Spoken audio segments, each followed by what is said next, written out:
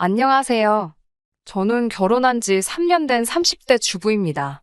분수도 모르는 신우와 그런 신우를 감싸고 도는 남편과 시부모님 때문에 결국 이혼했습니다. 제 직업은 결혼식 사진 촬영을 전문으로 하는 사진작가입니다. 남편과는 지인의 소개로 만났고요. 평일보다는 주말이 바쁜 제 입장에선 연애를 하는 게 쉬운 편은 아니어서 솔직히 말하면 거의 포기 상태였거든요. 그럼에도 불구하고 최대한 제 일정에 맞춰서 만나려고 노력하는 남편의 태도에 제 마음에 문을 열게 되었습니다. 남편은 성격이 둥글둥글하고 주변 사람들을 배려하는 마음이 예쁜 사람입니다. 그래서 이런 남자와 결혼하면 평생 행복하겠다는 확신이 있었어요. 그럼에도 불구하고 결혼이 확실시 되기 전까지는 남편의 부모님이나 가족을 만난 적이 없습니다. 거창한 이유는 아니었지만 괜히 만나서 정들었는데 헤어지기라도 하면 가슴 아프잖아요. 본격적으로 결혼 이야기가 나오고서야 처음 뵈러 가게 되었어요. 남자친구 부모님은 은퇴 후 연금으로 생활을 하고 계셨습니다. 재산이 많은 편은 아니라고 했어요.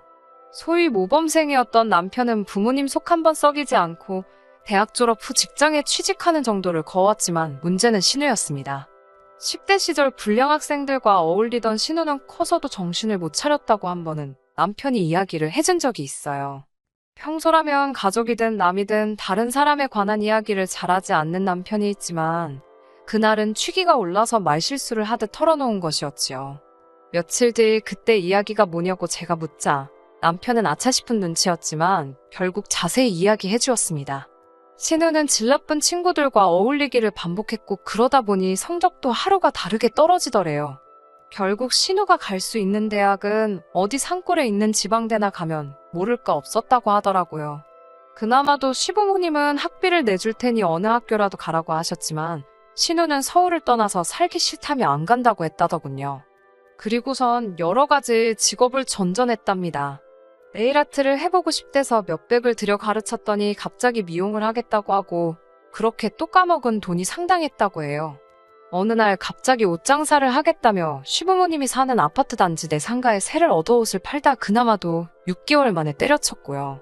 지금은 카페를 차려달라며 어지간히 시부모님을 들들 볶는 상태라고 했어요.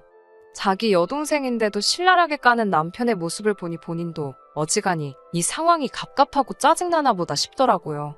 아무튼 상황이 그렇다 보니 시부모님께서 여유가 있을 리가 만무했지요. 그나마 시아버지가 오랫동안 공기관에서 근무하신 덕분에 적지 않은 연금이 나오고는 있었지만요. 눈치를 보아하니 신우가 그마저도 탐을 내는 것 같았습니다. 여기까지가 제가 결혼 전 시댁에 대해 느낀 바였어요. 시댁이 경제적으로 여유가 없고 철딱선이 없는 신우가 하나 있다는 게 마음에 걸리긴 했지만 남편 자체로는 아무런 문제가 없었습니다. 결혼이 단 두 사람의 만남이 아니라 두 집안의 만남이라는 말도 알았지만 신우 하나가 그토록 큰 치명타가 돼서 돌아올 줄은 그때는 알 길이 없었지요.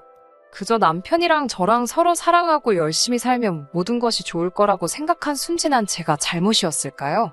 나이 30이 넘어서 결혼하는데 양가 어른들에게 손을 벌리고 싶지 않았습니다. 그래서 제가 모아놓은 돈 5천과 남편이 모아놓은 돈 3천으로 어떻게든 해결해보려고 했지만 쉬운 일이 아니더라고요. 한참 집값이 천정부지로 오를 때기도 했고 그렇다고 대출을 받자니 시작부터 빚을 낸다는 게 내키지 않았던 것도 사실입니다.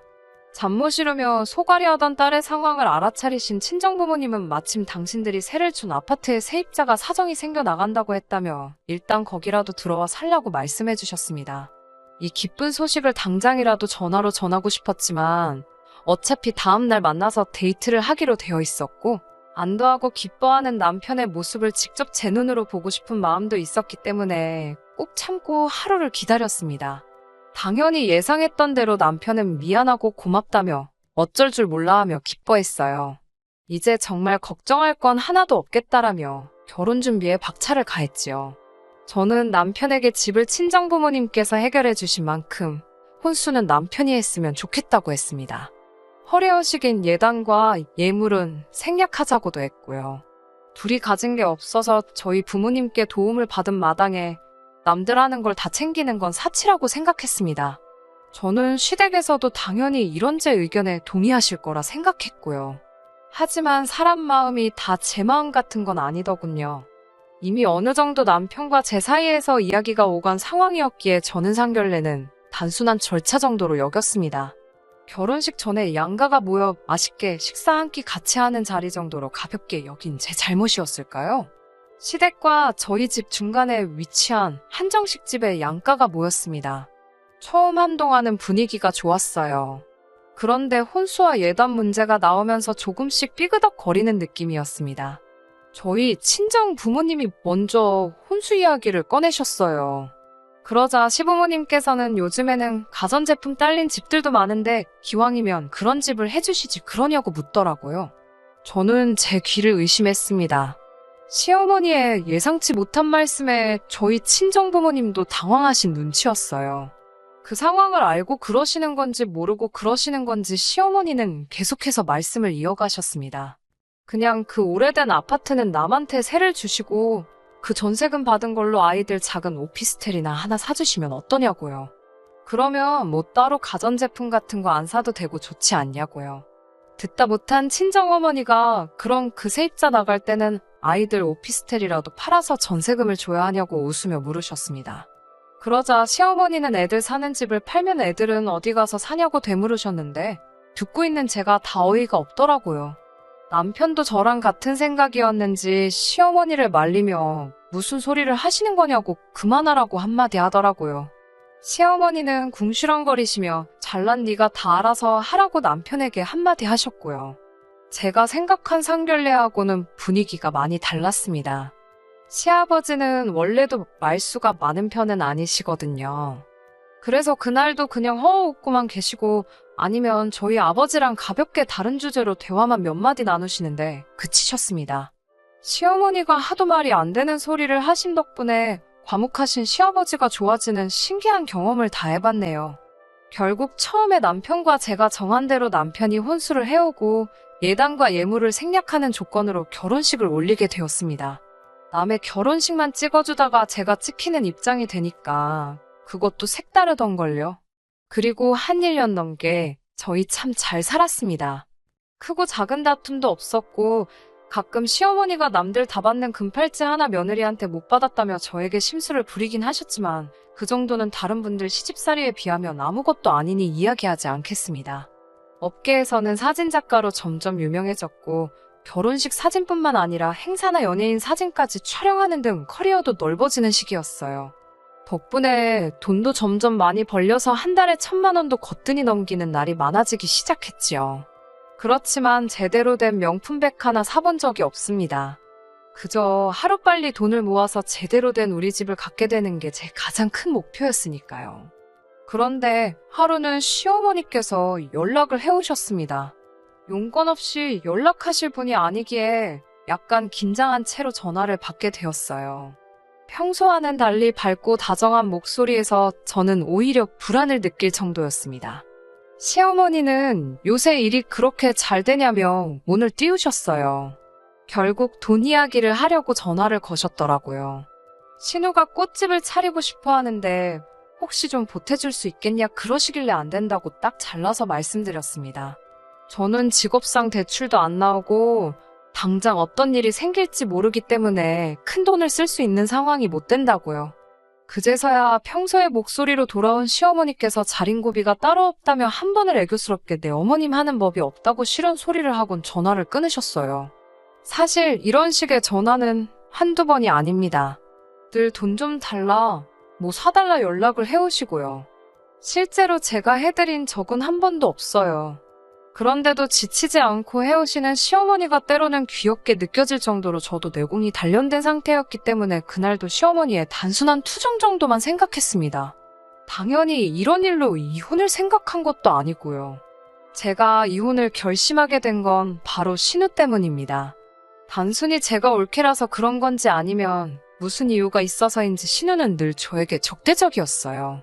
처음 결혼 전 신우를 한두 번 정도 만난 적이 있었는데 그때 저에 대한 개인적인 것들을 물어왔습니다. 저는 대답할 수 있는 선에선 솔직히 말해주면서 언니로서 작은 조언 같은 걸 몇 개 한 적이 있어요. 정말 단순한 영어 공부 열심히 해라. 진짜 하고 싶은 게 뭔지 궁리해봐라 그런 것들요. 그런데 남편 말이 신우가 그 이후로 저를 너무 미워하고 불편해한다더군요. 솔직히 어이없고 이해는 안 되었지만 가는 사람 잡아서 뭐하나요. 저도 그렇게 신우랑 적당히 거리를 두고 살았기에 그동안 크게 미워할 일도 좋아할 일도 없었습니다. 따라서 그런 신우 때문에 제 결혼 생활이 파탄날 거라곤 짐작조차 하지 못했지요. 하루는 신우가 저에게 연락을 해왔습니다. 결혼하고 정말 처음으로 신우한테 먼저 전화가 온 거였기 때문에 놀랍고 반가운 마음이 반반이었어요. 아가씨 무슨 일이냐고 물으니 신우가 한껏 자신만만한 목소리라고 할까요? 자기 결혼할 사람이 생겼는데 저에게 제일 먼저 말해주고 싶었답니다. 저는 제가 신우에게 그렇게 의미 있는 사람일 거라고 생각도 못했기에 또 한 번 놀랐고 반가웠지요. 뭐 하는 사람이냐고 물으니 해외에서 살다가 얼마 전 국내 굴지에 대기업에 입사한 미남이라고 하더군요. 자기 입으로 남자친구를 그렇게 묘사하는 것조차 너무 귀엽던걸요. 어디서 살다 온 사람이냐고 물으니 또 마침 제가 대학 시절 유학하던 그 지역이더라고요. 세상이 이렇게 넓은데 이런 우연이 있나 싶어서 반가웠어요. 저는 신우에게 언제 한번 오빠랑 해서 넷이 밥이나 먹자고 했습니다. 사실 신우가 저를 싫어한다고 해서 거리를 둔 거지 저는 여동생도 언니도 없었기 때문에 여자 자매가 하나 있으면 좋겠다고 늘 생각했었거든요. 이 기회를 통해 신우와 친해지면 좋을 것 같다는 생각도 했네요. 얼마 후 저와 남편, 신우와 신우 남자친구까지 넷이서 서울 시내에 있는 퓨전 레스토랑에서 만나게 되었습니다. 그런데 그 자리에서 전 좀 이상한 느낌을 받았어요. 아무래도 그 넓은 미국 땅에서 같은 지역이라니 생각할수록 신기하고 반갑더라고요. 제가 먼저 신우 남자친구에게 말을 걸었습니다. 그 지역에 있어 봤다면 충분히 알 법한 그런 것들이요. 어디 학교 샌드위치가 맛있지 않냐든가. 게다가 대화하다 보니 제가 교환학생으로 갔던 대학을 그 사람도 졸업했더라고요. 그런데 제가 반가운 마음에 학교 이야기를 몇 가지 물었는데 신우 남자친구가 시원하게 대답을 못하더라고요. 잘 모르겠다던가 기억이 잘 안 난다는 말로 두리뭉실 넘어가는 기분이었습니다.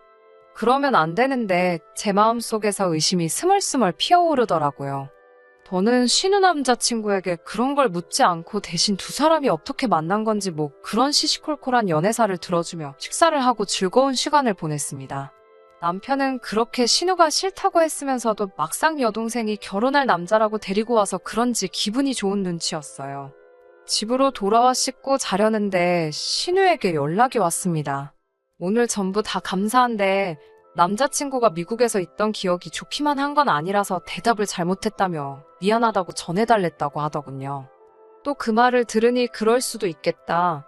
내가 배려가 없었나 싶어서 미안한 마음이 살짝 들었네요. 그렇게 신우의 결혼식도 조금씩 준비가 되어가기 시작했습니다. 그런데 역시 문제는 돈이었어요. 저야 친정에서라도 도와줘서 결혼을 할 수 있었지만 문제는 시댁이 이번에도 신우를 도와줄 만큼 경제적 여건이 되질 않았지요. 남편을 통해 듣자 하니 신우가 울고불고 난리가 났더랍니다. 결혼만 하면 사모님 소리 들으며 살 수 있는데 이러다간 결혼도 못하게 생겼다며 어디서든 돈을 구해오라고 나이든 시부모님을 달달 볶는다고요. 하지만 직장도 없고 갚을 능력도 안 되는 시부모님께 대출을 받아오라니 말도 안 되는 소리였지요. 그래서인지 다시 온 가족의 기대가 저를 향하는 느낌이었습니다. 당연히 저는 안 된다고 버티는 상황이었고요. 저는 신우에게 일단 그쪽 부모님을 만나보라고 제안했습니다. 그러자 신우 말이 자기 남자친구와 어머니는 너무 바쁘신 분이래요. 얼마 전에도 외국에 볼 일이 있다며 나가셨다며 상견례도 못 하실 것 같다고 하셨답니다.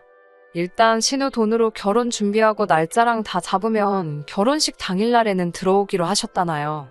솔직히 딱 들어도 말이 안 되는데 어찌된 영문인지 신우뿐만 아니라 남편과 시부모님 모두 그럴 수도 있지 않냐는 식이었습니다.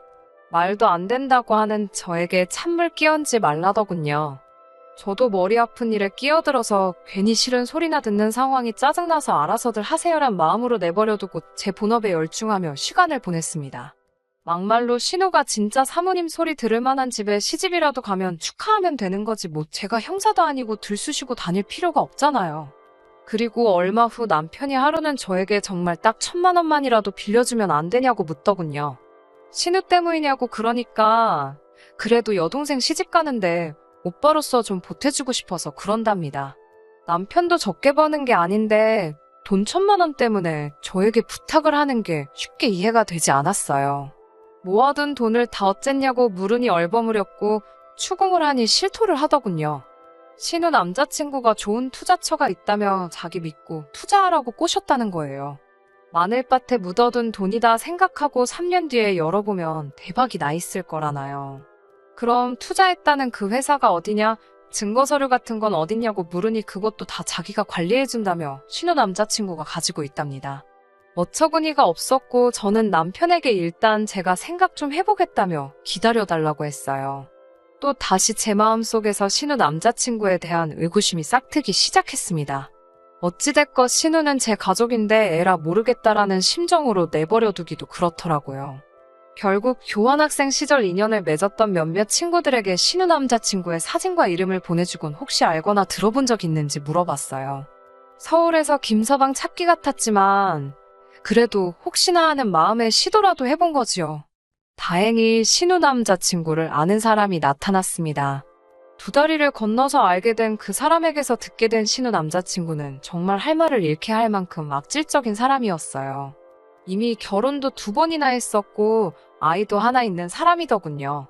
미국에서 불법 체류로 3년 정도 있다가 불미스러운 일로 인해 추방당한 상황이었고요. 아주 파렴치한 사람으로 소문이 파다하다고 했습니다. 어쩌다 그런 남자에게 신우가 걸린 건지 한시라도 빨리 신우를 만나 정신 차리게 해야겠다는 생각뿐이었네요. 남편에게 부탁해 신우를 불러내 셋이서 카페에 모였습니다.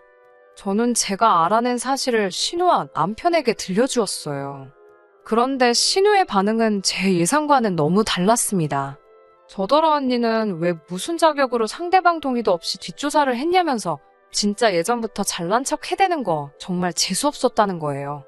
좋은 일 하려다가 뺨 맞는 기분이었습니다.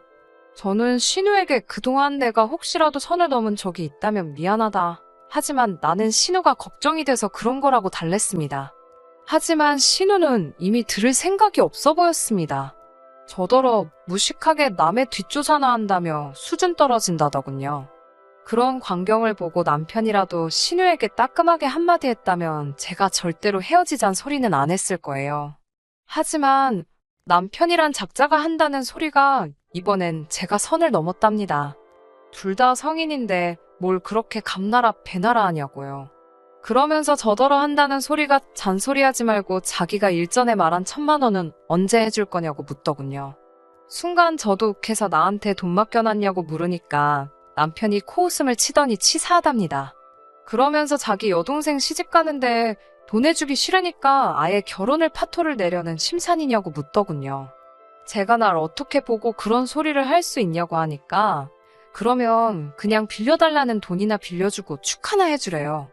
남편의 후한무치 아나무인에 저는 깨닫고 말았습니다. 앞으로 이런 남자와 평생을 살기엔 제 인생이 너무 아깝다는 걸요. 며칠 뒤 신우에게서 연락이 와서는 날짜를 불러주며 그때까진 자기 계좌에 돈 꼭 넣으랍니다. 그래야 식장 예약도 하고 그런다고요. 결국 저는 남편에게 연락해 갈라서 자고 했습니다. 남편은 오히려 저더러 후회하지 말라면서 좋다고 하더군요. 나중에 알게 된 일이지만 이것도 신우 남자친구가 남편을 달래려고 수익이 났다며 얼마 돈을 쥐어줬나 봐요.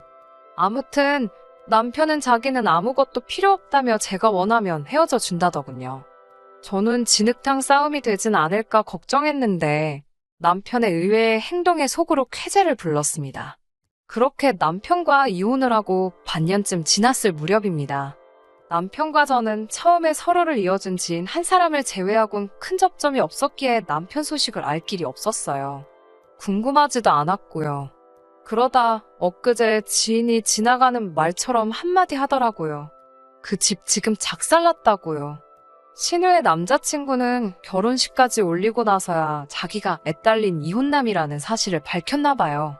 거기다 갑자기 애를 책임지고 싶다면서 다시 미국으로 들어가겠다고 하더래요. 신우한테는 혼자서 서울에서 잘 지내고 있으라며 애가 좀 크면 돌아오겠다 했다나요? 말도 안 되는 이야기잖아요. 게다가 남편에게는 투자한 종목이 폐지가 되었다면서 유감이라고 했답니다. 저랑 살 때도 이미 저 몰래 시부모님 돈까지 빌려서 투자를 했었나 봐요. 그게 자그만치 5천만 원인데 신우 남자친구가 투자는 원래 본인 책임이라며 한 발 빼더랍니다. 그런 남편과 시댁의 일들을 듣고 있으니 제가 그 진흙탕에서 먼저 빠져나온 게 신의 한 수였다는 게 절실히 느껴졌습니다. 다행히 저는 이혼 후에 더 일이 잘 풀리고 있어요. 시간적, 공간적 자유가 주어지니 일도 더 많이 할 수 있고 사람들도 더 많이 저를 인정해 주더라고요. 지금은 이혼 후 느낀 감정을 토대로 사진을 찍고 사진집으로 출간할 계획을 가지고 있습니다. 저도 그렇고 모든 사람들이 웃는 일만 가득했으면 좋겠네요. 끝까지 들어주셔서 감사합니다. 오늘의 사연은 여기까지입니다. 구독과 좋아요, 알람 설정 부탁드리고 더 좋은 사연으로 다시 찾아뵙겠습니다. 감사합니다.